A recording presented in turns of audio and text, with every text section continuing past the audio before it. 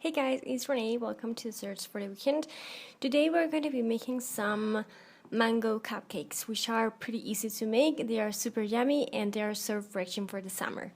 As far as for ingredients go, you're going to be needing flour. Now the original recipe, which I'm going to link below, calls for self-rising flour and all-purpose flour. I couldn't find the self-rising, so I just used cake flour, and to that I added baking powder, some butter at room temperature, sugar, eggs, milk, and some vanilla. So the first thing you want to do is preheat your oven to 350 and then start working with the mixture.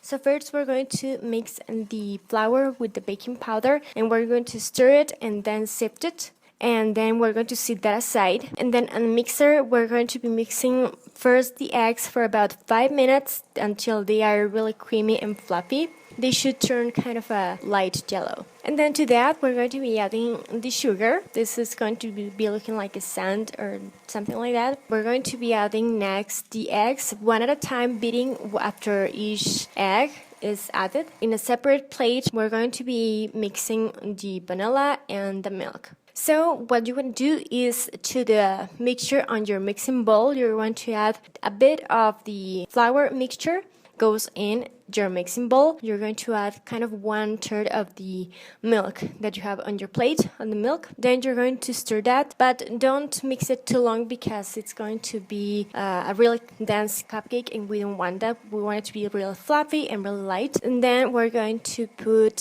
half of the mixture of flour in the mixing bowl, followed by half the milk, and then again mixing it well, and then the rest of the flour goes in as well as the milk. Beat until everything is incorporated. Don't overbeat it because, as I said, it's going to be really dense. Don't forget to be scraping down the sides kind of every time you add something new, because things get stuck in the bottom of the bowl. And there goes your mixture. Now this mixture makes a lot of cupcakes, like 25 or something like that. I'm not going to be making the 25 right now. I'm just going to be starting with 10 cupcakes. So for that, I'm going to be lining my cupcake pan with some cupcake wrappers, and then to have an even amount of butter in each and every one of my cupcakes, I'm going to be using this ice cream scoop. So once you have done that, that goes into the oven for about 20 minutes or so, but I would suggest you to just keep on checking it. Every oven is different. Then what am I going to do with the leftover batter that I have? I'm going to just grab a glass and I'm going to put a Ziploc bag. Into the Ziploc bag, since for me 1 ice cream scoop equals 1 cupcake,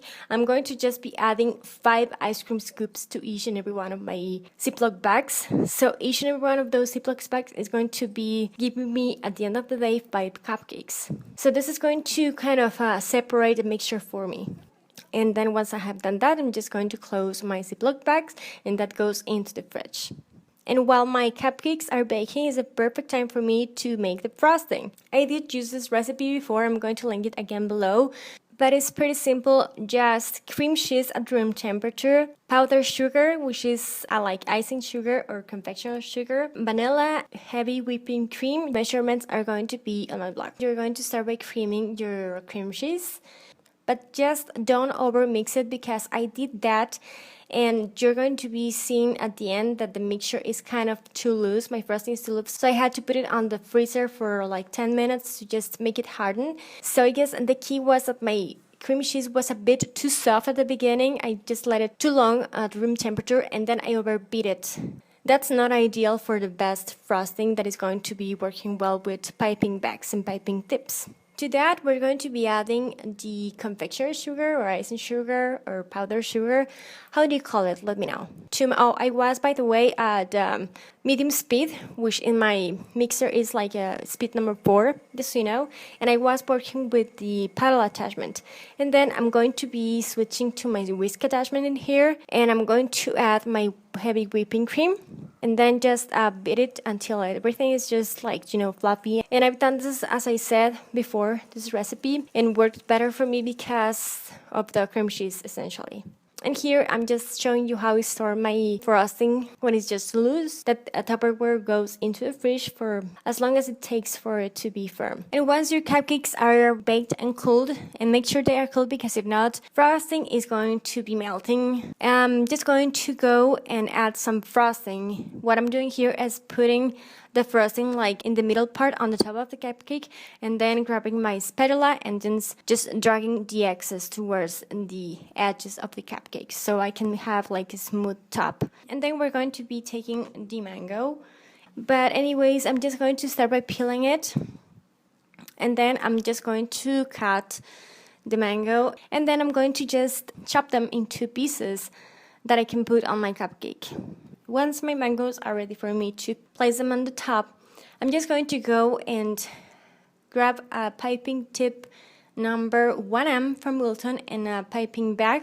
And I'm going to be just swirling around the cupcake, kind of making a wall in there. And then I'm going to just place my mangoes being held with my spoon.